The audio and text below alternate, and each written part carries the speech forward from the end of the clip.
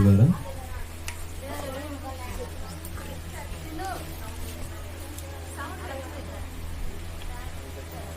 దేవుని మహాకృపను బట్టి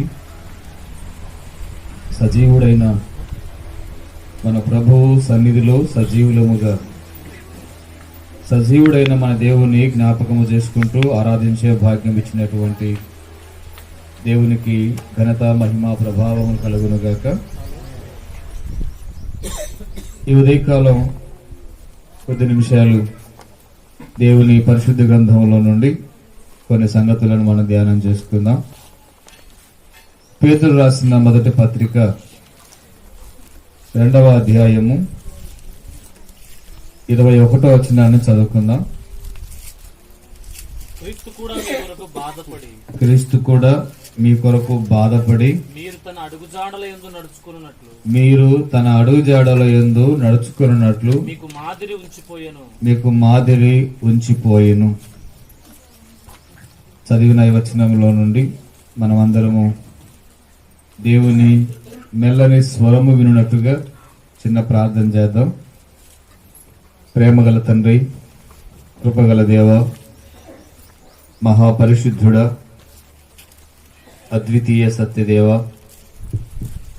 సర్వాధికారి అయిన తండ్రి, ఈ ఉదయకాలం ఇలాగున మీ పాదాల దగ్గర మిమ్మల్ని స్తుతించే భాగ్యము మాకందరికీ అనుగ్రహించినందుకై మిమ్మల్ని స్తుతిస్తున్నాము, కనపరుస్తున్నా.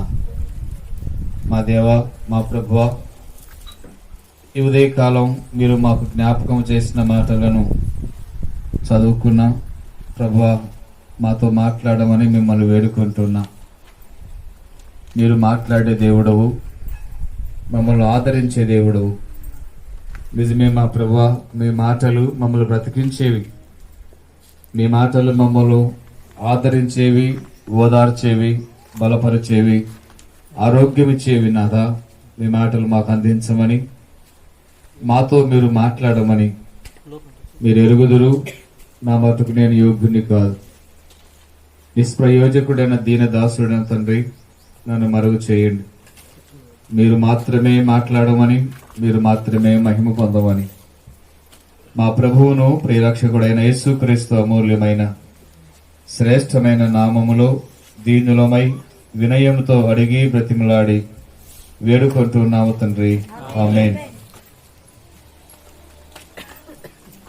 పిల్లరా, చదివినటువంటి వచనాన్ని మనం గమనిస్తే, క్రీస్తు కూడా మీ కొరకు బాధపడి మీరు తన అడుగుజాడల యందు నడుచుకున్నట్లు మీకు మాదిరి ఉంచిపోయెను. మన ప్రభువు ఏమి ఉంచిపోయాడంట? మాదిరి ఉంచిపోయాను.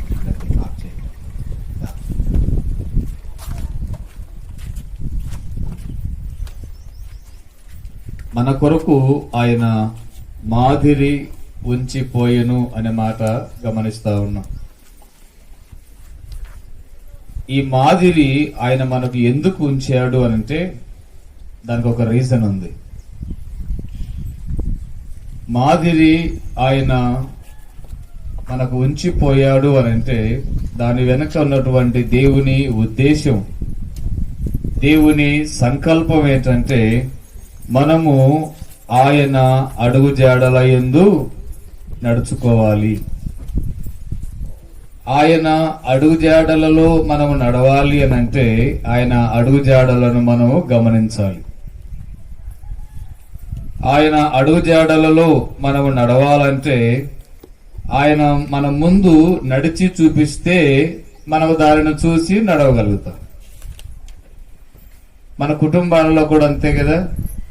మనము నడుస్తూ మన పిల్లలను చెయ్యి పట్టుకొని నడిపిస్తాం. మనం నడుస్తూ ఉండగా చిన్నపిల్లలైన వారు మనం నడుస్తున్న విధానము చూచి వారు కూడా నడిచే ప్రయత్నము చేస్తారు. అలాగే మన ప్రభువుల వారు కూడా మనకు మాదిరి ఉంచిపోయును అనే మాట మనం గమనిస్తా ఉన్నాం. మనము ఆయన అడుగుజాడలలో నడుచుకోవటానికి ఆయన ఈ మాదిరి ఉంచాడు. దాని ప్రారంభంలో ఏమనుందంటే, క్రీస్తు కూడా మీ కొరకు బాధపడి. అంటే మన ప్రభు అయిన యేసుక్రీస్తుల వారు ఆయన కూడా ఏం చేశాడు? బాధపడ్డాడు. ఆయన బాధ ఆయన కొరకు కాదు, ఆయన బాధ ఆయన కొరకు కాదు, ఆయన బాధ మన కొరకే. మరి మన బాధ ఆయన కొరక మన కొరక? ఎప్పుడు చూసినా మన బాధ మన కొరకే. పొద్దున లేచింది మొదలుకొని పడుకునేంత వరకు మన బాధ మన కొరకే, మన ఇంటి కొరకే, మన పిల్లల కొరకే, మన సంపాదన కొరకే. పిల్లలకు పెళ్లి అవుతుందో కాదో, పరీక్షలో పాస్ అవుతాడో కాదో, పెద్ద నాకు ఏమవుతాడో ఏమో, రేపు ఏం చేయాలో లేదో, రేపు ఏమొస్తుందో ఎంత వస్తుందో సంపాదన, రేపు పని ఇస్తారో ఇవ్వరో, రేపు ఏముంటుందో ఏమో, బస్సులు తిరుగుతాయో తిరగవో, ఎన్ని రకాలుగా బాధపడతా ఉంటారు. ఒకసారి ఒక చిన్న పాప వాళ్ళ ఇంటి దగ్గర నుంచి కొంచెం దూరంగా, అంటే ఈ స్థలం నుండి బహుశా ఆ మిద్దె అవతల వరకు కొంచెం దూరం ఉంటది. ఆ దూరం తర్వాత చిన్న చెరువు ఉంటది. ఆ చెరువు దగ్గర కూర్చొని గొంతు కింద చేతులు పెట్టుకొని ఇలా ఆ చెరువులో నీళ్లు చూసుకుంటూ ఏడుస్తా ఉంది. అదే దారిలో పోతున్నటువంటి మదన్న లాంటి ఒక సహోదరుడు ఆ పాపను చూసి, పాప ఎందుకు పాప అంతగా ఏడుస్తా ఉన్నావు, ఏం జరిగింది, మీ అమ్మ కొట్టిందా అంటే, లేదంకులు, మీరు అమ్మ కొట్టకపోతే ఎందుకు ఏడుస్తున్నా, ఏమన్నా మీ అన్న గాని అక్క గాని తిట్టినారా కొట్టినారంటే, లేదంకులు ఎవరు ఏమని లేదంకులు.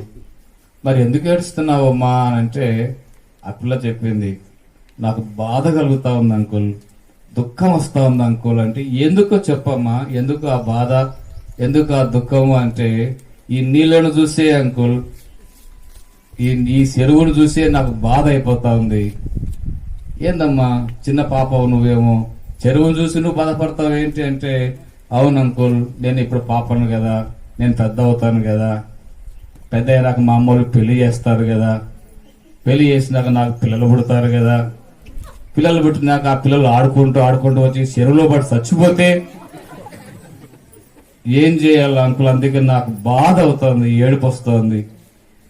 ఆ పాప ఎక్కడికి ఆలోచన చేసింది చూడండి. పెళ్లి అయ్యి పిల్లలు పుట్టి ఆ పిల్లలు ఆడుకుంటూ వచ్చి చెరువులో పడి చచ్చిపోతే ఏం చేయాలి? ఒకసారి మన బాధలు ఇట్లా విచిత్రంగా బాధలు. కానీ మన ప్రభువు బాధ ఏంటంటే, మన కొరకే ఆయన బాధపడ్డాడు. ఆరాధనలో మనం చూసాం ఆయన మనల్ని ఎంత ప్రేమిస్తున్నాడో అన్న సంగతి.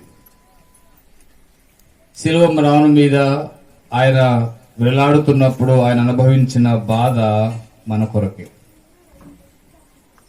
చేతులలో పాదాలలో చీలలు పెట్టి సమ్మెటలతో కొట్టినప్పుడు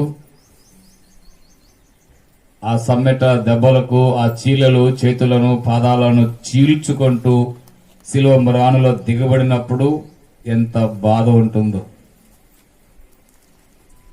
ఇప్పటికీ కొంతమంది పెద్దోళ్ళు, ఒక 4 years బ్యాక్ నాకు ఇంకా గుర్తుంది, మా నాన్న ఆరోగ్యం సరిగా లేకపోతే హైదరాబాద్ హాస్పిటల్లో స్టార్ హాస్పిటల్ అడ్మిట్ చేసినాం. కొద్ది రోజులకి వాళ్ళు బ్లడ్ టెస్ట్లు ఆ టెస్ట్లు ఇవన్నీ సూదులు చెక్కి ఒకరోజు ఇంజక్షన్ వేయాలని చెప్పి వచ్చినారు దగ్గరికి. ఆ ఇంజక్షన్ చేతికి చెప్తా ఉంటే అబ్బా అన్నాడు. ఎవరు? మా నాన్న. పోనీ మా నాన్న ఏమన్నా సన్న స్థితిగా మనిషి అయితే కాదు, మంచి గెట్టోడే. అంత గెట్టోడే సన్న సూది, పదునైన సూది చెక్కితే అబ్బబ్బబ్బో అన్నాడు. నాకు అప్పుడు అది చూసి కొంచెం నవ్వు వచ్చినా అన్నాడు, ఇక చేరినప్పటి నుంచి చెక్కి నొప్పి తట్టుకోలేకపోతున్నాను రా అన్నాడు. ఆ మాట అంటేనే తక్కువ నాకు ప్రభు గుర్తుకొచ్చినాడు. ఈ సన్న సన్న సూదులు చెక్కుతుంటేనే తట్టుకోలేకపోతున్నామే, మనము ఏడుస్తున్నామే, కేకలేస్తున్నామే, అరుస్తున్నామే, రచ్చ చేస్తున్నామే. కొంతమంది ఆసుపత్రిలో నుంచి పరిగెత్తి పారిపోతారు, సూది వద్దు నాకు, సూది వద్దు నాకు. మాటలుంటే గోయిళ్ళు ఉంటే ఇవన్నీ మింగుతాయి, కానీ సూది మట్టుకు నాకు చెక్కవాకండి. ఒక్కసారి మన ప్రభువు పొందిన దెబ్బలు చూడండి. ఎన్ని దెబ్బలు తిన్నాడు. చెంప దెబ్బలు తిన్నాడు, తర్వాత కొరడా దెబ్బలు తిన్నాడు. కొరడా దెబ్బ పడిందంటే ఒంటి మీద అది ఊరికే బయటికి రాదు. అది కొరడాతో కొట్టి ఇటు లాగితే దేహంలోని మాంసాన్ని చీల్చుకుంటూ బయటకు వస్తుంది. అందుకే బైబిల్ రాయబడిన మాట అంటే, నీ వీపంతా నాగలి చారల వలె దున్నబడింది. అంత దెబ్బలు తింటూ ఉన్నా కూడా ఏమైనా మాట్లాడినాడా ప్రభువు? ఏమైనా మాట్లాడినాడా? నువ్వు రాజువు కదా, నీ కిరీటం ఏమైంది? ఎక్కడుంది నీ కిరీటం?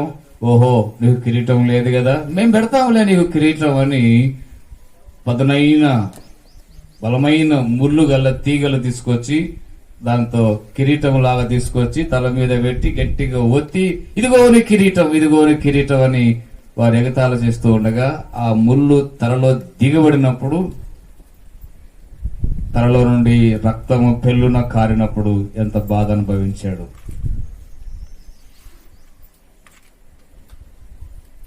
శిలువ మ్రాణం మీద వేలాడుతూ ఉన్నాడు.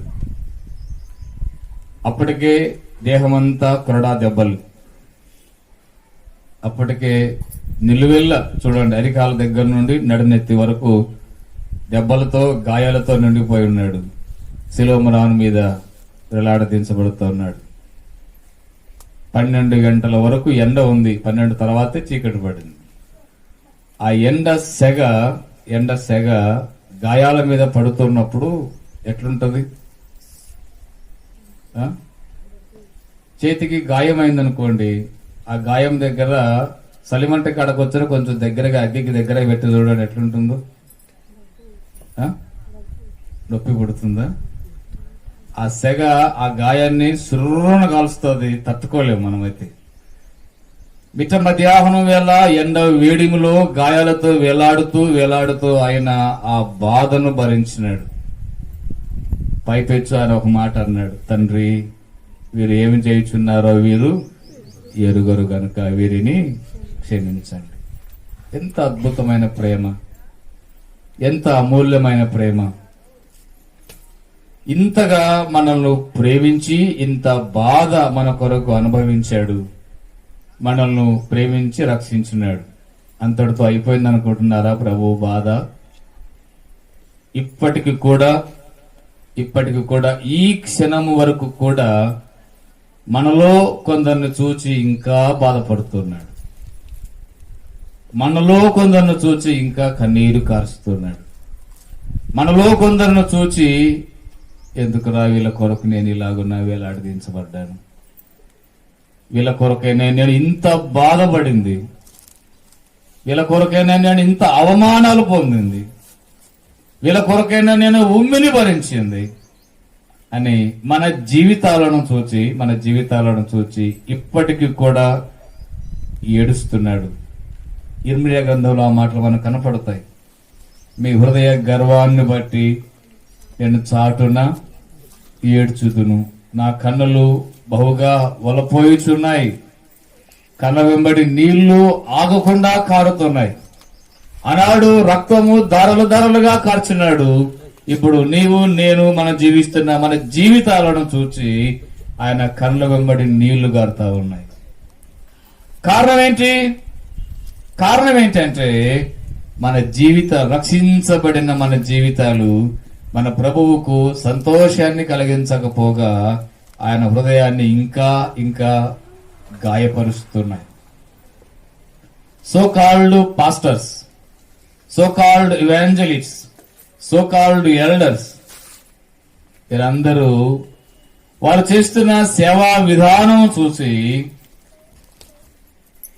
చూసి కూడా కొంతమంది సేవా విధానం చూసి భలా నమ్మకమైన మంచి దాసుడా, నా కొరకై బహుగా ప్రయాసపడుతున్నావు, నేను నీకు తోడుగా ఉంటాను అని వారిని ధైర్యపరుస్తూ బలపరుస్తూ ఇంకా వాడుకుంటున్నాడు. ధైర్యంగా వారిని ధైర్యంగా వాడబడుటకు వారిని సహాయం చేస్తున్నాడు.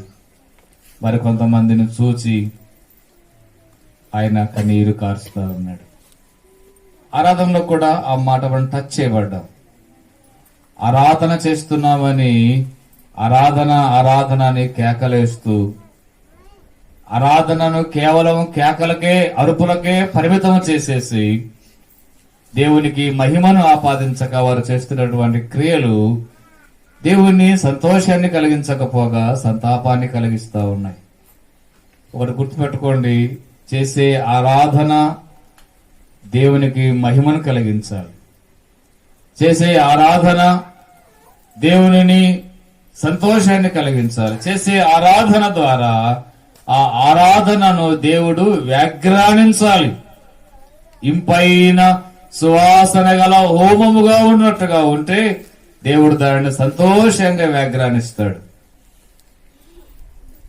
ఆరాధన ఆరాధన ఆరాధన అని పాట పాడితే అది ఆరాధన కాదు. చేతులు పైకెత్తి ఆరాధన ఆరాధన ఆరాధనను చేతులు ఊపితే అది ఆరాధన కాదు.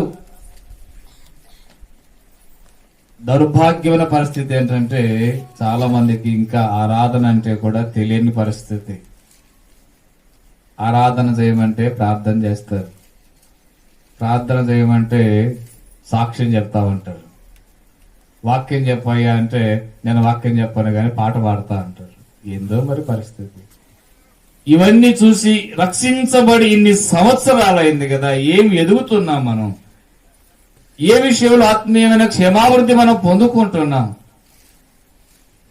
ఒక విషయం గమనించండి,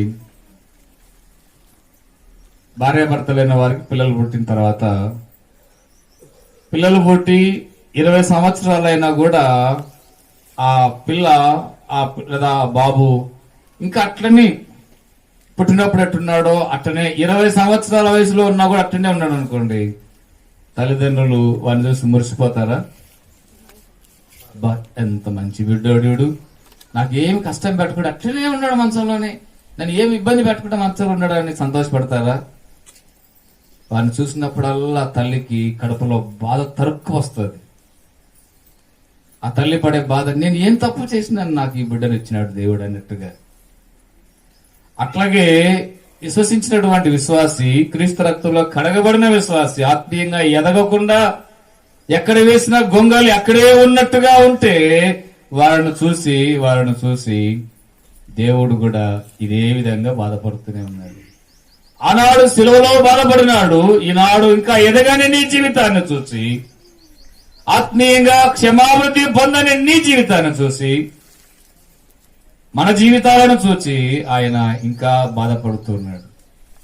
ఇంకొంతమంది ఇంకా ఆయనను ఆనాడు మన పాపాల కొరకే ఆయన వేలాడదీంచబడిన తర్వాత ఇప్పటికి కూడా ఇంకా బాహాటంగా క్రీస్తుని సిలవేస్తూనే ఉన్నారు, ఇంకా సిలవేస్తూనే ఉన్నారు. అందుకొరకే మనం ఎలా నడుచుకోవాలి, ప్రభువును ఎరిగిన మనం, ప్రభు రక్తంలో కడగబడిన మనం ఎలా ప్రవర్తించాలి, ఎలా మాట్లాడాలి, ఎలా జీవించాలన్న దానికి ఆయన మనకు మాదిరి ఉంచిపోయాడు. ఎలా ఉంచిపోయాడు మాదిరి అని అంటే, ఇక పౌలు నువ్వు అట్లా చెయ్యి, ఆ జోయలు నువ్వు ఇట్లా చెయ్యి, టైటస్ నువ్వు అట్లా చెయ్యి అని ఊరికి చెప్పేవాడు కాదు మన ప్రభు. ఈ వచనాన్ని చాలా జాగ్రత్తగా గమనించండి. క్రీస్తు కూడా మీ కొరకు బాధపడి మీరు తన అడుగు జాడల యందు నడుచుకున్నట్లు మీకు మాదిరి. అంటే మనము ఎక్కడ నడుచుకోవాలి? క్రీస్తు యొక్క అడుగు జాడలలో నడుచుకోవాలి. అంటే క్రీస్తు వేసిన అడుగులో మనం ఏం వేయాలి? మన అడుగులు వేయాలి. మనం అలా క్రీస్తు యొక్క అడుగులో అడుగు వేయాలంటే అక్కడ ఏముండాలి? క్రీస్తు అడుగు ఉండాలి. దీన్ని బట్టి మనకి ఏమర్థమవుతుందంటే ఆయన మన కొరకై ఈ భూమి మీద 33.5 సంవత్సరాలు ఆయన జీవించి చూపించాడు. ఆయన జీవించి చూపించాడు. కొంతమంది అంటారు ఆయన దేవుడు కదండి, అందుకే ఆయనకు అది సాధ్యమైంది, మనకేడ సాధ్యమవుతుంది, అది సాధ్యమయ్యే పని కాదు అని కొంతమంది జీవించడాన్ని నిర్లక్ష్యం చేస్తూ చెప్పే మాటలు అవి. ఆయన దేవుడే, అదే సమయంలో ఆయన 100% మానవుడు. 100% God as well as 100% is man. 100% దేవుడే, 100% మానవుడే. శరీరధారిగా ఈ లోకానికి వచ్చాడు. మన వలె రక్త మాంసములలో ఆయన పాలువాడు అయ్యాడు. మన వలె ఆయనకు ఆకలి వేస్తుంది, మన వలె ఆయనకు దుఃఖము కలిగింది, మన వలె ఆయన కన్నీళ్లు కారాయి, మన వలె ఆయనకు రక్తం ఉన్నది. ఆ రక్తం మన కొరకే ధారపోసాడు. సో ఆయన మన కొరకై, మనము ఆయన అడుగుజాడలు నడుచుకోవటానికి ఆయన మనకు మాదిరి ఉంచి పోయాడు.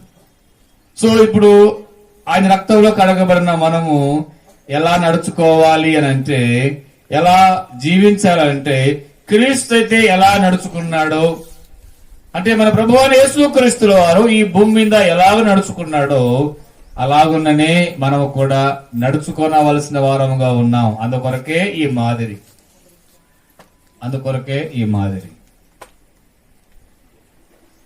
దేవుని యొక్క సంకల్పం ఏంటంటే, మనము ఆయన అడుగు జాడల్లో అడుగులు వేసుకుంటూ ఒక్కొక్క అడుగు వేసుకుంటూ చివరికి మనం క్రీస్తు సారూప్యతలోనికి మనం రావాలి.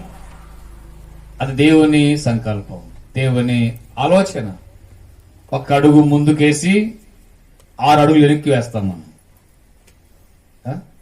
అదే మన ప్రస్తుత దినాలలో జరుగుతున్నటువంటి చాలా మంది విశ్వాసులు జీవిస్తున్న విధానం. ఒకసారి ఇట్లనే బస్సులో కొంతమంది ప్రయాణం చేస్తా ఉన్నారు. ఆ బస్సులో ప్రయాణం చేస్తా ఉన్నప్పుడు బాగా రాత్రి అయింది. ప్రయాణం చేస్తా ఉన్నారు. ఆ బస్సు కొంచెం అడవి గుండా ఘాట్ సెక్షన్ దాటుకొని పోవాల్సింది. ఆ ఘాట్ సెక్షన్ ఎంట్రన్స్ లేక వస్తానే బస్సు నడిపే డ్రైవర్ కి హార్ట్ స్ట్రోక్ వచ్చింది. అందరు అడుగుతా ఉన్నారు, ఏమయ్యా హార్ట్ స్ట్రోక్ వచ్చింది, ఇప్పుడు దగ్గర అడవిలో ఉన్నాం, ఇక్కడ నిన్ను తీసుకెళ్ళడానికి ఏ హాస్పిటల్స్ లేవు, ఏం చేద్దాం, మరి నువ్వు బస్సు నడపగలవా అని అంటే, నేను నడపలేను, ప్రస్తుతానికి నాకు కొంచెం రెస్ట్ కావాలి, నేను నడపలేను, నడిపే పరిస్థితుల్లో నేను లేను, ఏం జరుగుతుందో ఏమో, మొత్తానికి గుండె చాలా నొప్పిగా ఉందంటే అతను తీసుకొచ్చి ఒక సీట్లో పడుకోబెట్టిన తర్వాత, ఇప్పుడు రాత్రంతా మనం ఇక్కడే ఉండిపోవాలనా, మనలో ఎవరైనా డ్రైవర్ ఉన్నాడా, బస్సును తోలగల డ్రైవర్ ఉన్నారా అని అడుగుతా ఉంటే వాళ్ళలో లాస్ట్ లో కూర్చోన్నాడు ఒక ఆయన సేపు ఎక్కితే, బ్రదర్ ఐఎమ్ డ్రైవర్ బ్రదర్, నేను డ్రైవర్ నేనండి, నేను తోలుతా బండి అన్నాడు.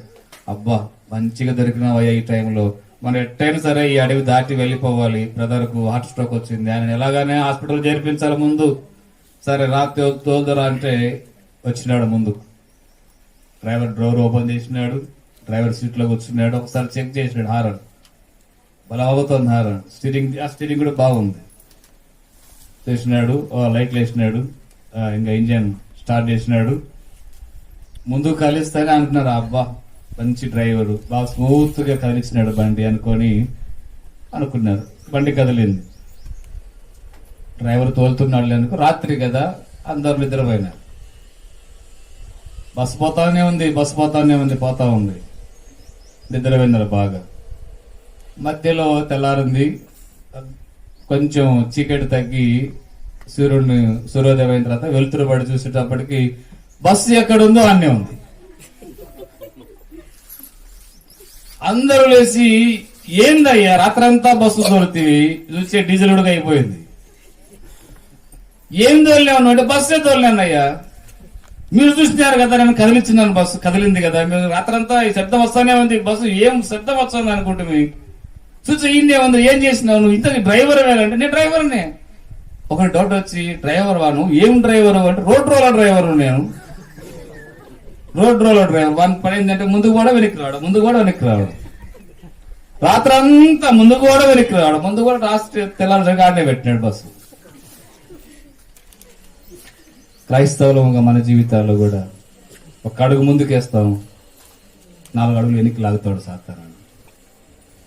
ఇలా వెనక్కి లాగమని ప్రతిసారి కూడా ప్రభు మనల్ని చూసి, అయ్యో ఈ రోజు కూడా నా బిడ్డ వెనక్కి పడిపోతున్నాడే అని బాధపడుతూ, మనము ఇలాగున ఉండకూడదని మనం ఎలా జీవించాలో ఆయన మనకు మాదిరి ఉంచిపోయాడు.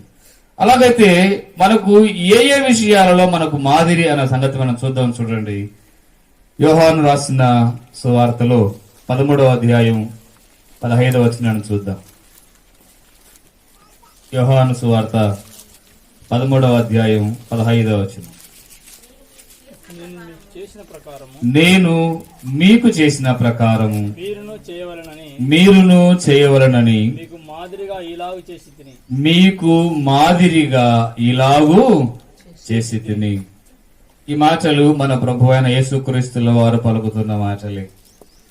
నేను మీకు చేసిన ప్రకారము మీరును చేయవలనని. ఆయన మనకు ఈ మాదిరి ఎందుకు ఉంచిపోయాడంటే, మనము ఆయన అడుగు జాడలు నడుచుకోవడానికి అంత మాత్రమే కాదు, కానీ ఆయన మనకు ఏమి చేసినాడో ఆయన మనకు చేసిన ప్రకారముగా మనము కూడా చేయవలనని మనకు ఆయన మాదిరిగా ఇలాగూ ఉంచాడు.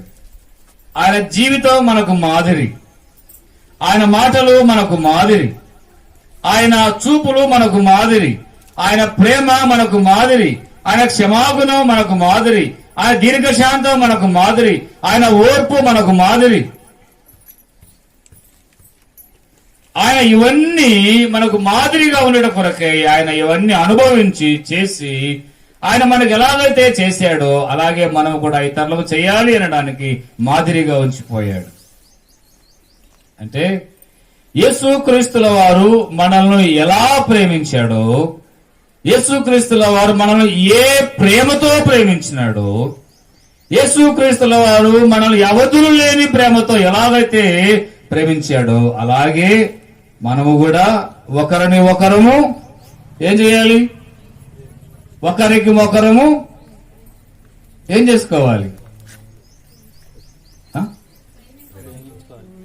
సార్ లెక్క తంటాలు చెప్పుకోవాలి, కానీ ఒకరి కుటుంబాల్లో ఒకరికి పోయి లేనిపోని తంటాలు చెప్పాలా, ఆ సంఘంలో లేనిపోని చిచ్చి పెట్టాల, సంఘం సీలిపోవాలా, ఆ సంఘానికి ఆ వ్యక్తి పోకూడదు, పోతే వీళ్ళు తట్టుకోలేరు.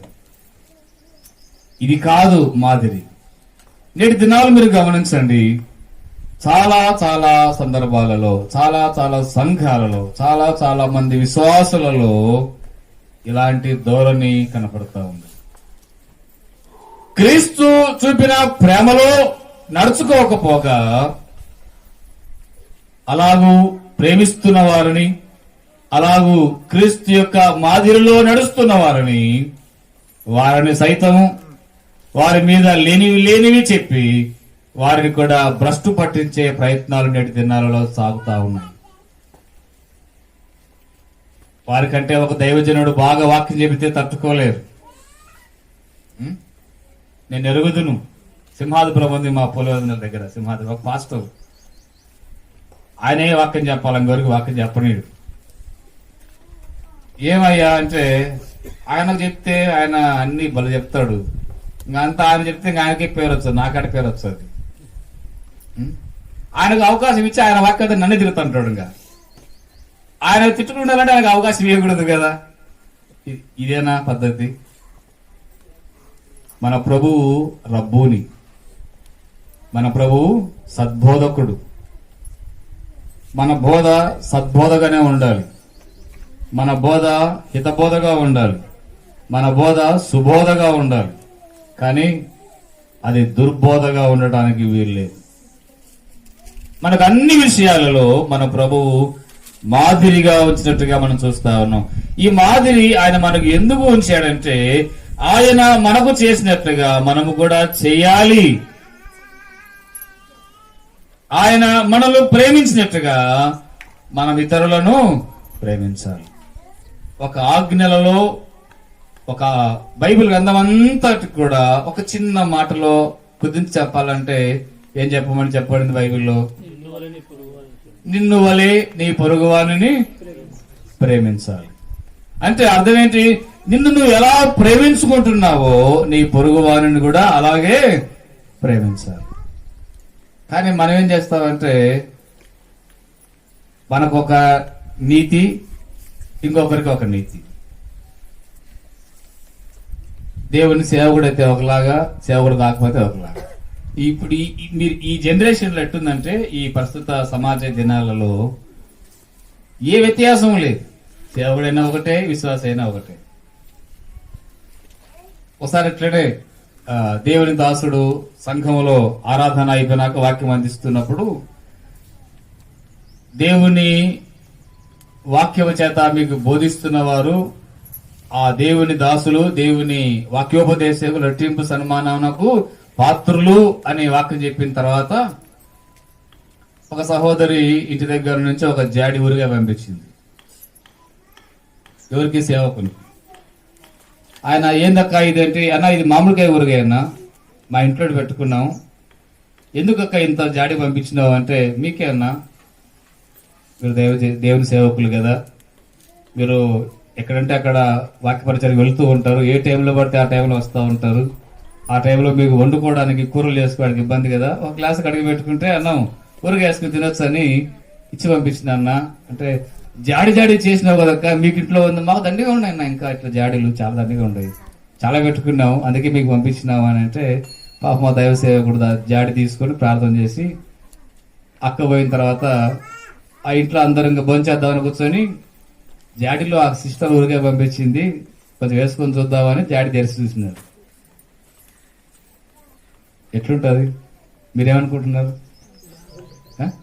బాగుంటుంది. బూజు పట్టుకుపోయింది, అంతా బూజు పట్టుకుపోయింది. అక్క బూజు పట్టింది అక్క అని ఫోన్ చేసినాడు. అందుకే అన్న ఇచ్చింది, దండిగా ఉన్నాయి మా ఇంట్లో, అవి బూజు పడిపోతున్నాయి, మీరన్నా కొంచెం తీసుకొని తింటారని పంపించినాం అన్న.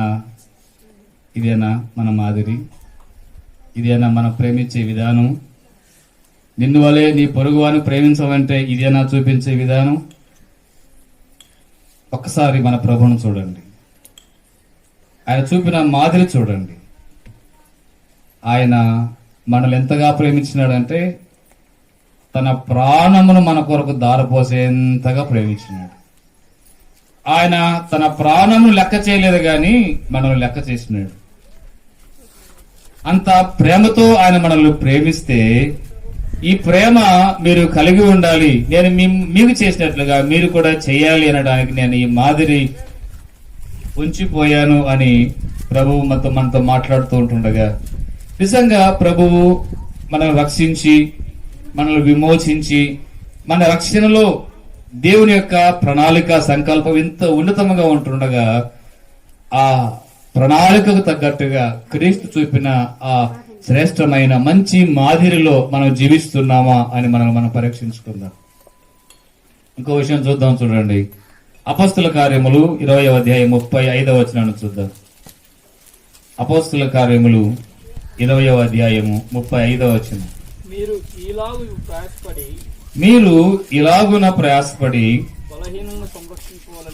బలహీనులను సంరక్షింపవలననియు పుచ్చుకొనుట కంటే ఇచ్చుట ధన్యము అని ప్రభువైన యేసు చెప్పిన మాటలు జ్ఞాపకము చేసుకొనవలననియు అన్ని విషయములలో మీకు మాదిరి చూపితినని చెప్పెను. ఈ మాటలు ఎవరు చెబుతున్నారు? ఈ మాటలు ఇంతసేపు మనం ప్రభు చెప్పిన మాటలు మనం చూసాం, ప్రభువు చూపిన మాదిరిని చూసాం, ప్రభువు యొక్క మాదిరి వెనుకున్నటువంటి ఉద్దేశం చూసాం. ఇప్పుడు ఈ వచనాలను మనం చూస్తే, ఇక్కడ మీకు మాదిరి చూపితినని చెప్పెను. ఎవరు చెబుతున్నారు ఈ మాటలు అంటే, అపోస్తలుడైన పౌలు చెబుతున్నాడు. పౌలు ఈ వచనంలో ఏం చెబుతున్నాడు అంటే, నేను మీకు మాదిరి చూపించాను, నేను మీకు మాదిరి చూపించాను. ఏమన్నాడు చూడండి. అని ప్రభువైన యేసు చెప్పిన మాటలు జ్ఞాపకము చేసుకున్న వలన అన్ని విషయములలో మీకు మాదిరి చూపితిని. పౌలు గారి యొక్క మాదిరి ఏ విషయాలలో? కొంతమందిని చూస్తే అబ్బా ఇట్లా మాట్లాడాలి అనిపిస్తుంది, కొంతమందిని చూస్తే ఆహా ఇలా ప్రార్థించాలి అనిపిస్తుంది, కొంతమందిని చూస్తే ఇంత బాగా పాడాలి నేను కూడా అనిపిస్తుంది, ఇంకొంతమందిని చూస్తే ఇలాంటి దైవ సందేశాలు నేను కూడా ఇస్తే బాగుంటుంది అనిపిస్తుంది కొంతమందికి. వాళ్ళను చూసిన వాళ్ళలో ఒక్కొక్క లక్షణాలను చూసినప్పుడు అది మాకు కూడా ఉంటే బాగుంటుంది అనేటువంటిది కనపడుతుంది. కానీ ఈ వచనములలో మనం చూస్తే అన్ని విషయములలో మీకు మాదిరి చూపుతుంది. ఏ విషయాల్లో మాదిరి అంటే? ఏ విషయాల్లో మాదిరి అంటే ఏం చెప్పాలి మనం? అన్ని విషయాల్లో మాదిరి. ప్రేమించుటలో మాదిరి, ఇచ్చుటలో మాదిరి, శ్రమ అనుభవించుటలో మాదిరి, దుఃఖములో ఉన్న వారిని ఆదరించుటలో మాదిరి. బైబిల్లో ఒక మాట ఉంది, సంతోషించు వారి ఇంటికి వెళ్ళుట కంటే ప్రలాపించు వారి ఇంటికి వెళ్ళుట మంచిది. వాళ్ళ ఇంటికి పోతే ఏమొస్తుందన్న, వాళ్ళే ఏడుస్తూ ఉంటారు, వాళ్ళే బాధపడుతూ ఉంటారు. వాళ్ళ ఇంటికి పోతే ఏమొస్తుంది? సంతోషంగా ఉన్న వాళ్ళ ఇంటికి పోతే ఏదో ఒకటి దొరుకుతుంది అని అనుకుంటే అది నిజమైన సేవా విధానము కాదు. పౌలు యొక్క సేవా విధానాన్ని మనం చూస్తే ఒక గంభీరమైన స్టేట్మెంట్ పౌలు జీవితంలో మనం చూస్తాం. చాలా ధైర్యంగా ఆ మాట చెప్పగలిగినాడు. బైబిల్ గ్రంథంలో యేసు ప్రభువు తప్ప తర్వాత పౌలు లాంటి గంభీరమైనటువంటి స్టేట్మెంట్స్ ఇచ్చినటువంటి మరొక దైవజనుడు మనకు కనపడాడు.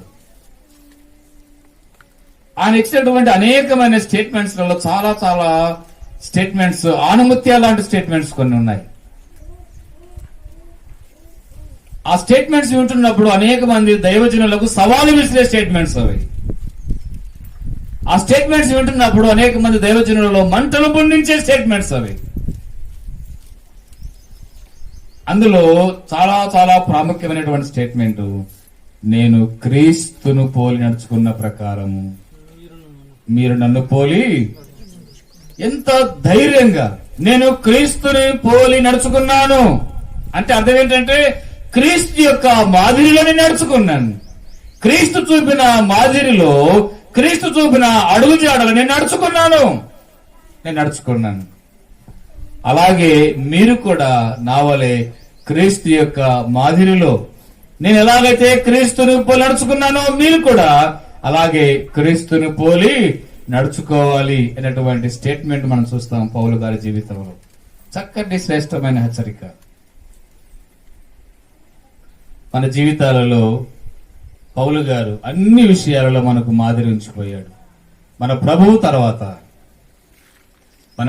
తర్వాత ప్రభు కొరకై బహుగా ప్రయాసపడిన వారిలో ముందు ఉండే వస్తున్నటువంటి వ్యక్తి ఎవరంటే పౌలు గారు అని చెప్పవచ్చు మనం. ఆయన రాసిన పత్రికలలో ఆయన ఏమేమి శ్రమలు పొందాడో, ఏమేమి నిందలు భరించినాడో, ఎలాగూ కొట్టబడ్డాడో, ఎలాగూ నిందించబడ్డాడో, ఎలాగూ ఉపవాసాలు ఉన్నాడో, ఆనాటి దినాలలో ఎలాంటి శ్రమలు వారు అనుభవించేవారు, ఆ శ్రమల మధ్య ఎలాగో వారు మాదిరిగా జీవించారు అనే విషయాలను మనం చాలా సంగతులు బైబిల్ గ్రంథంలో చూడగలుగుతాం. ఆ శ్రమలతో ఇప్పుడున్నటువంటి శ్రమలను పోల్చి చూస్తే చెప్పాలంటే ఇవి అసలు శ్రమలే కాదు. కానీ ఈ శ్రమ లాంటి శ్రమలను చూసి అబ్బో ఇంకా ఎంత పెద్ద శ్రమలు వచ్చినాయో అన్నట్టుగా బాధపడిపోయి, కృంగిపోయి, నిరుత్సాహపడిపోయి, నిరసించిపోయి నేను సేవకు పనికిరానని పారిపోతే ప్రయోజనం లేదు. పౌలు గారు ఎన్నోసార్లు బెత్తముతో కొట్టబడ్డాడు, ఎన్నోసార్లు రాళ్ళు విసిరి కొట్టినారు. రాళ్ళు విసిరినప్పుడు చిన్న చిన్న రాళ్ళు వేస్తారు, పెద్ద రాళ్ళు వేస్తారు. ఇసుక ఉంటది కదా, ఇసుక చిన్న చిన్న రాళ్ళు అయ్యరుగా వేస్తారా? చూస్తే చేతికి ఏది పడితే అది చిన్నదా పెద్దదా ఆ టైంలో పరిగణలోకి తీసుకోరు. అది విసిరితే అది ఏడ తగులుతుందో కూడా తెలియదు. విసరం కూడా మెల్లి గట్ట పూలేసినట్టు వేస్తారా? రాళ్ళు ఎట్లా ఎట్లా వేస్తారు? వాళ్ళ ఉద్దేశం ఒకటే, వీడు సావాలంతే. ఏడు తగిలినా సరే నాకేంటి అవసరం, వీడు సావాలంతే. దెబ్బకు సావాలని ఒక్కొక్క దెబ్బ ఇలాంటి ఎన్ని దెబ్బలు తిన్నాడో పౌలు. ప్రతి రాయి దెబ్బ ఎక్కడెక్కడ పడినా కూడా ఆ బాధను భరించుకున్నాడు. ప్రభువు వలె ప్రయాసపడటం ఇష్టపడినాడు. ఒకటే మాట అన్నాడు, నేను బ్రతుకుట క్రీస్తు కొరకే, సావైతే నాకు లాభం. నేను బ్రతికితే క్రీస్తులాగా బ్రతుకుతాను, లేదంటే ఈ లోకాన్ని విడిచిపెట్టి ఆ క్రీస్తుతో ఉండిపోతాను. ఎంత చక్కటి మాదిరి! ఈనాటి దినాలలో ఇలాంటి మాదిరికరమైనటువంటి సేవకులు లేరు. ఒక సామెత ఉంది, యదా రాజా తదా ప్రజ. రాజు ఎలాంటి వాడైతే ఆ దేశంలో ప్రజలు కూడా అలాంటి వాడు. నిజమైన మంచి ఆత్మీయ విలువలు కలిగినటువంటి సేవకుల దగ్గర ఉంటే ఆ సేవకుల యొక్క ఆత్మీయమైన బోధలో పెరిగేవారు ఆ ఆత్మీయమైన బోధలో విలువలతో కూడినటువంటి జీవితాలను సంతరించుకొని క్రీస్తు కొరకై నిజమైన పరిమళ వాసనగా వారు పెరుగుతారు. అలా కాకుండా ఏందో చెయ్యాలా, ఏందో చెప్పాలా, ఏమి చెబుతున్నామో తెలియదు, ఏందో మాట్లాడాలా. పులివెందల్లో ఒకసారి పోయిన నెలలో పాస్టర్ అసోసియేషన్ మీటింగ్ జరిగింది. ఆ రోజున వాక్య పరిచయం అయిపోయిన తర్వాత ఒక సహోదరుడు, ఆయన ప్రెసిడెంట్, మాకు ఏం చేద్దాం, అయిపోయిన తర్వాత నా చేయి పట్టుకున్నాడు. నా చేయి చల్లగా ఉందంట. వాక్య పరిచయం చేసి నేను దిగిన తర్వాత చేయి పట్టుకొని షేక్ హ్యాండ్ ఇస్తే చేయి చల్లగా ఉందంట. ఆయన ప్రెసిడెంట్ గారు ఇప్పుడు మాట్లాడతారంటే ఆయన నిలబడి చెప్పిన మాట, నేను కర్రాకర చేయి షేక్ హ్యాండ్ ఇచ్చిన అన్న చేయి చాలా చల్లగా ఉంది. దీన్ని బట్టి నాకేం అర్థమైందంటే దేవుడు ఆయన నలుపుతున్నాడు. ఏందో చెయ్యి చల్లగా ఉండడం ఏంటి, దానికి నన్ను నలబడుతున్నాడు అంటే ఏంటి, ఏందో మాట్లాడాలంటే మాట్లాడాలి, ఏందో చెప్పాలంటే చెప్పాలి. ఇలాంటి సేవకులు తయారైతే ఆ సేవకుల యొక్క ఆధ్వర్యం నడిచేటటువంటి విశ్వాసుల పరిస్థితి ఏంటి? గమనించండి, నేటి దినాలలో సరైన విధానములో కొనసాగుతున్నటువంటి సేవా విధానాలు వాక్యానుసారమైన దేవుని లేఖనాలలో రాయించబడిన ప్రకారముగా సేవా విధానము కొనసాగుతున్నదా అనంటే అలాంటివి భూతత్వం తీసుకొని వెతకాల్సిన పరిస్థితి ఎదురవుతా ఉంది. కొంతమంది సేవకులను పలకరిస్తే నా తర్వాత ఏమన్నా, నా టైం అయిపోతే చాలు, ఇంకా తర్వాత దేవుడు చూసుకుంటాడు. అలాగ అనుకుని ఉండింటే మోషే యెహోషువ వచ్చేవాడా? పౌలు ఇలాగ అనుకుని ఉండి ఉంటే తిమోతి వచ్చేవాడా? ఏలియా అలాగ అనుకుని ఉంటే ఎలీషా వచ్చేవాడా? ఎలీషా ఏలియా వెంబడి నడుస్తూ ఏలియాతో పాటుగా నడుచుకుంటూ వచ్చాడు. ఎలీషా ఏం కోరుకున్నాడంటే, ఈ దైవజీవంలో ఉన్నటువంటి ఆత్మ కంటే రెండింతల ఆత్మ నాకు కావాలి. అలాంటి మాదిరికరమైనటువంటి జీవితం జీవించినటువంటి వ్యక్తులు నేటి దినాలలో కరువు అయిపోయారు. అందుకే ప్రభు బాధపడుతున్నాడు. నేను ఎంతగానో ప్రయాసపడి నా శరీరం నలగొట్టుకొని వీరికి విడుదల ఇస్తే ఇంకా ఇంకా కడగబడిన పంది కదా మరలా బురదలో పోయి పొర్లినట్టుగా వీళ్ళు పొర్లుతున్నారే. అప్పుడు లోకంలో పొర్లే వాళ్ళు ఇప్పుడు సంఘంలో పొర్లుతున్నారు. అంతే తేడా. అప్పుడేమో లోకంలో పొర్లే వాళ్ళు ఇప్పుడేమో సంఘంలో పొర్లుతున్నారు. అప్పుడేమో లోకంలో దుర్భాషలు మాట్లాడే వాళ్ళు ఇప్పుడు సంఘంలోనే, విశ్వాసుల మధ్యనే, ప్రభువు మధ్యనే, ప్రభు ఉన్నాడని కూడా విచక్షణ లేకుండా నోటుకు ఏ మాట వస్తే ఆ మాట మాట్లాడుతున్నారు. ఇదేనా మాదిరి? Where is the moral life? మన కుటుంబంలో మన పిల్లలకు, కుటుంబ పెద్దలముగా మన మాదిరి ఏంది? ఏమిటి మన మాదిరి? ఎక్కడ మన మాదిరి? మనకు అన్ని విషయాలలో మాదిరి మన ప్రభువు. ఆ ప్రభువును పోలి ఆయన ప్రభు చూపిన మాదిరిలో పౌలు నడుచుకున్నాడు. అదే పౌలు అంటున్నాడు, నేను అన్ని విషయాలలో మీకు మాదిరి ఉంచిపోయాను. మాదిరి చూపితిని అన్నాడు. మాదిరి చూపితిని. ప్రభువు మాదిరి ఉంచిపోతే ఆ మాదిరిలో ఈయన కూడా నడుచుకున్నాడు. మీరు కూడా ఇలా నడుచుకోవాలి అని మాదిరి చూపిస్తున్నాడు పౌలు గారు. చెప్పేకి బాగుంటాయిలేనా, పులిందల నుంచి వచ్చినావు, కొంతసేపు చెప్తావు, నువ్వు చెప్పి వెళ్ళిపోతావు. దీన్ని ప్రాక్టికల్ గా మేము చేయాలంటే మాకు తెలుస్తుంది. నీకేం తెలుస్తుంది? మా సమస్యలు నీకు తెలుసా? మా ఇంట్లో ఉండే స్థితిగతులు నీకు తెలుసా? మేము ఏ కష్టాల్లో ఉన్నామో నీకు తెలుసా? మా బాధలు నీకు తెలుసా? ఒకసారి పొరపాటున ఏంటక్క ఏంటన్నా నీ బాధలు చెప్పు అంటే ఏం చెప్తారు? కొత్త బాధలు ఏమి చెప్పరు. మీరు కావాలంటే లిస్ట్ రాసుకోండి. కొత్త బాధలు ఏమి చెప్పరు. చెప్పే బాధలన్నీ కూడా ఒకటి ఆర్థికపరమైన బాధ, రెండవది పిల్లల సంబంధమైన బాధ, మూడవది పిల్లల పెళ్లి సంబంధమైన బాధ, పిల్లల చదువు సంబంధమైన బాధ.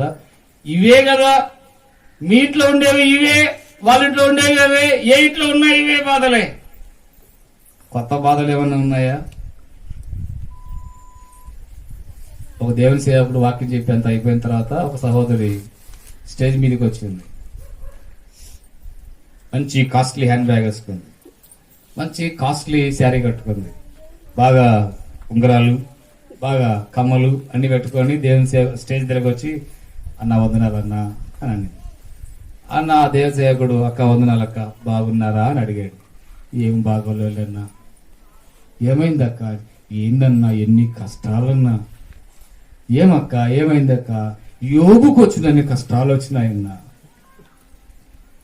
ఏందక్క మళ్ళీ చెప్పు అంటే యోబుకు వచ్చినన్ని కష్టాలు వచ్చినాయన్నా. ఆయన ఇట్ట చూసినాడు. యోబుకు వచ్చినన్ని కష్టాలు వచ్చి ఉంటే కాస్ట్లీ బ్యాగ్ ఉంటుందా? యోబుకు వచ్చిన కష్టాలు వచ్చి ఉంటే చేతికి అన్ని ఉంగరాలు ఉంటాయా? యోబుకు వచ్చిన కష్టాలు ఉంటే బంగారం ఉంటుందా? ఒకసారి యోబును చూడండి. దేహమంతా కురుపులు. నీకెక్కడున్నాయక్క కురుపులు? చిన్న కష్టం వస్తానే తక్కువని యోబు గుర్తుకొచ్చేస్తాడు కదా. చిన్న బాధ వస్తే చాలు, ఆ బాధ వెంటనే యోబుతో పోల్చుకున్నా నాకు యోబు వచ్చిన బాధ వచ్చేసింది.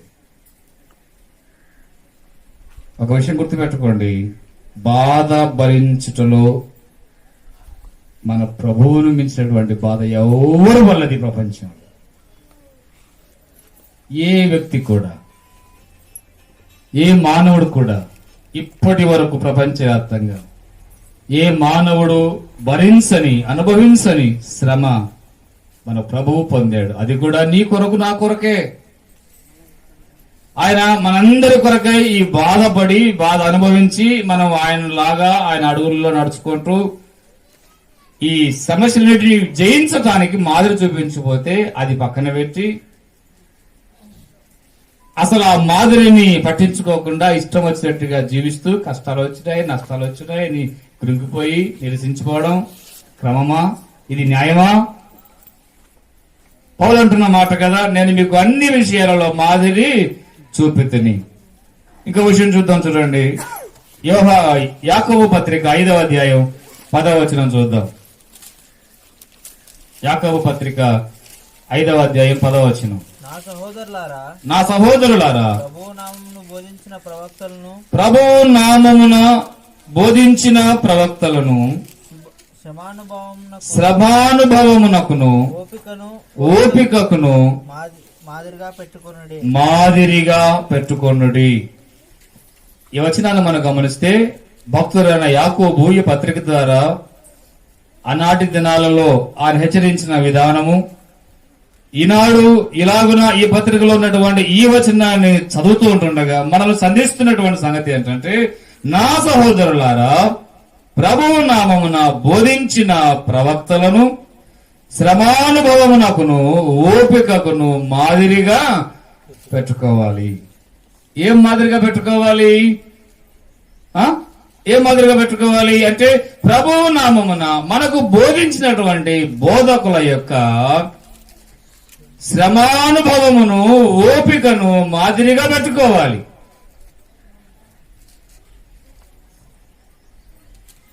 ఇది ఈ వచనాన్ని వక్రీకరించేశారు. అంటే బోధకులు మనకు మాదిరి మంచిదే, కానీ ఏ విషయంలో మాదిరి? వారి శ్రమలు మనకు మాదిరి, వారి ఓపిక మనకు మాదిరి, ఎలాగో శ్రమల్లో ముందుకు సాగుతున్నారో మనకు మాదిరి, ఎలాగో వాటిని ఓర్చుకుంటున్నారో సహిస్తున్నారో అది మనకు మాదిరి. అది కాదు కానీ ఇప్పుడు వారు ఏ డ్రెస్ వేసుకుంటున్నారు, మేము అదే డ్రెస్ వేసుకోవాలి. మొన్ననే 11వ తేదీ పులివెందులలో బెతెస్దా బైబిల్ క్లాసులలో క్లాసెస్ స్టార్ట్ అయినాయి.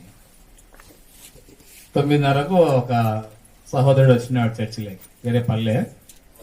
బ్యాగులు 2 బట్టలు తీసుకుని వచ్చినాడు. 2 రోజులు ఉండాలి కదా, వచ్చినాడు టిఫిన్ తిన్నాడు. అదే టైం నేను పోయినాను బ్రేక్ఫాస్ట్ రూమ్లోకి. నన్ను చూసినాడు, టకటకటక రూమ్లోకి పోయినాడు, చొక్కా అయిపోయినాడు. బ్యాగులో నేను వేసుకున్న రంగు చొక్కా బ్యాగులు పెట్టుకుంటే అదే రంగు చొక్కా తీసి వేసుకుంటున్నాడు. ఏం బ్రదర్ చొక్కా బాగానే ఉంది, ఏమైనా పూసుకున్నావా అంటే లేదులే సార్. నవ్వుతున్నాడు, లేదులే సార్. ఏమి చెప్పాయి అంటే ఈ చొక్కా నీ చొక్కాతో మ్యాచ్ కావాలని, నువ్వు వేసుకున్న చొక్కాతో నేను కూడా అదే చొక్కా వేసుకోవాలని. Matching sir, matching. ఇదేనా మాదిరి? చొక్కాలలో మ్యాచింగ్ గా మాదిరి కావాల్సింది. ఏది మాదిరి ఉంచుకోవాలో అది పక్కన పెట్టేసి ఏది ఉంచుకోకూడదో దాని మాదిరి తీసుకొని జీవితాలను భ్రష్టు పట్టించుకుంటున్నారు. వారు ఎట్లా మాట్లాడుతున్నారో ఆ స్టైల్, ఆ వొకాబులరీ కావాలి, అది మాదిరి. నేటి దినాలలో ఆయన అప్పుడప్పుడు ఇంగ్లీష్ మాట్లాడతాడు, వీళ్ళు సరిగ్గా పలికేకి చేత కదా పదాలు. కెపాసిటీ అంటే కెపాసిటీ అంటాడు. ఆయన అదే ఆయన చెప్తున్నాడు కదా, ఆ దేవుని దాసు చెప్తున్నాడు కదా. ఏం చెప్పాడు అంటే కెపాసిటీ అంటే కెపాసిటీ అంటున్నాడు అన్న. పదాలు అర్థమే మారిపోతుంది. ఆయన చెప్తున్నాడు మనకు మాదిరి అన్నట్టుగా. ఏందో వారి శ్రమలు మనకు మాదిరి. పౌలు ఎంత శ్రమ అనుభవించాడు క్రీస్తుకు నిమిత్తమై. క్రీస్తు కొరకు సువార్త ప్రకటించే విషయంలో, శ్రమలు భరించే విషయంలో ఎలాగ మాదిరి ఉన్నాడో మనము కూడా అలాగే పౌలు వలె, అంతకంటే ప్రాముఖ్యంగా క్రీస్తు వలె మనము కూడా ఆ మాదిరి జీవితాన్ని అందిపుచ్చుకోవాలి, కానీ దాన్ని విడిచిపెట్టడానికి వీలు లేదు. వారి శ్రమలు కలుగుతున్నప్పుడు, ఆ శ్రమలలో వారు నలుగుతూ ఉన్నప్పుడు, ఆ నలుగుతూ కూడా ఎలాగో ఆనందిస్తున్నారో అది మనం గ్రహించాలి. ఒకవైపు వేదనలు కలుగుతున్నాయి ఇంట్లో, ఒకవైపు కష్టాలు ఉన్నాయి సేవలు, ఒకవైపు తిండి లేని దినాలు గడుపుతున్నారు, అందులో కూడా ఆనందిస్తున్నారు. అది నేర్చుకోవాలి. అది మనకు కావాల్సిన మాదిరి. చెరసాలలో వేసినారు తీసుకొచ్చి, చెరసాలలో ఊరికే వేయలే, చేతులకు తలకు బండ బిగించినారు. బండ అంటే తెలుసు కదా, బండ అంటే బైబిల్ ఉన్న మాట నేను చెప్తున్న మాట, నా మాట చెప్పట్లే.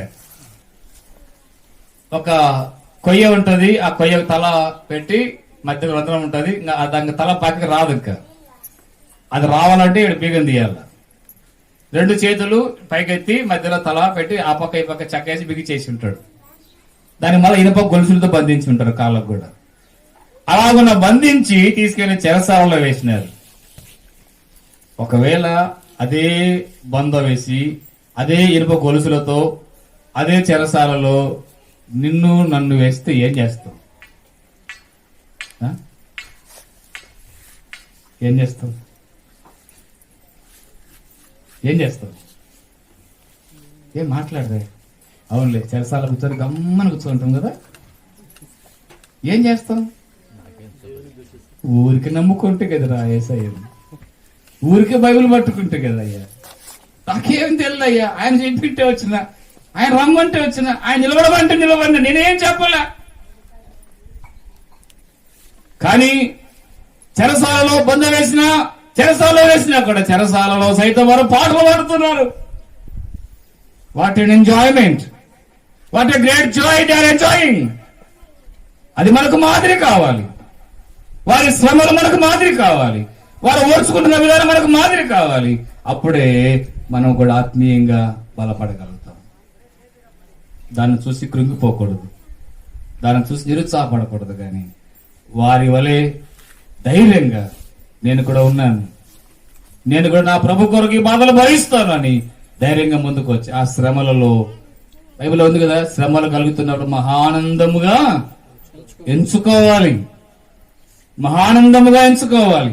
ఆ శ్రమలే, ఆ సమెట దెబ్బలే మనల్ని విలువైన ఆభరణాలుగా మారుస్తాయి. మన విశ్వాసము ఈ అగ్ని పరీక్ష వలన శుద్ధి చేయబడుతుంది. పేతురు పత్రికలో మనం చూస్తాం మాటలు. సో ఈ మాదిరి మనకు కావాలి. అలాగ ఉండాలని ప్రభు కూడా ఇష్టపడుతున్నాడు. చాలా మంది భక్తులు ఆ మాదిరిలో నడుచుకున్నారు, ప్రభువును కనపరిచినారు. ఈ మధ్యాహ్నం వేళ ఈ మాటలు వింటున్నటువంటి ప్రేమ దేవుని బిడ్డలారా, ఈ మాదిరి మనకు అవసరమై ఉండగా ఈ మాదిరిని అందిపుచ్చుకుందాం. ప్రభు చూపిన అడుగు జాడలలో, ప్రభు సెలవిచ్చిన వాక్యానుసారంగా జీవిస్తూ, ఒకవేళ నేను నడిపించినటువంటి దైవ సేవకుడు పడిపోయినాడేమో, దాంతో నీకు అవసరం లే. ప్రభు వైపు చూద్దాం. మనందరి గురి మన ప్రభు వైపే. ఆయన ఎందుకు గురి కలిగి ఆ గురి వద్దకి మనందరం కూడా ఓపికతో పరిగెత్తుదాం. ప్రభు కృప చేత బల నమ్మకమైన మంచి దాసుడా అని దేవుని చేత దీవించబడదాం, ఆశీర్వదించబడదాం. ప్రభు ఈ మాటలు దీవించి ఆశీర్వదించుకుంటాం.